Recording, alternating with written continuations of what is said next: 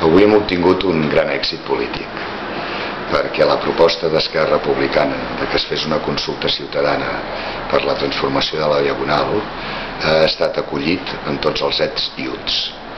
Nosaltres vam demanar que es fes una consulta ciutadana, és a dir, que la gent pogués votar quina era la millor Diagonal que creia que es podia fer, i es farà. Nosaltres vam demanar que es votés a partir dels 16 anys perquè els nois i les noies s'impliquessin en la ciutat, i es farà.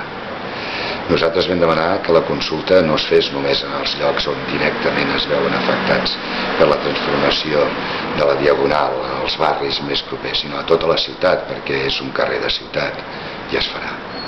Per tant, nosaltres pensem que aquests aspectes són determinants. I a sobre hi hem afegit un de la Barcelona del segle XXI, de la voluntat d'evitar que hi hagi fractura digital a la societat, que ajudi a crear una plataforma potent dintre de la ciutat, i és que el vot sigui electrònic, és a dir, hi haurà urnes electròniques.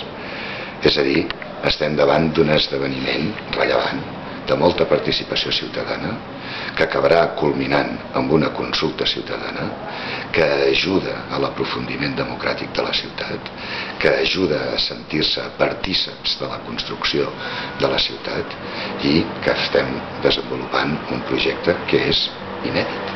Fins ara no es havia fet mai a Barcelona una consulta per tota la ciutat. Així que crec que avui tenim motius per estar contents.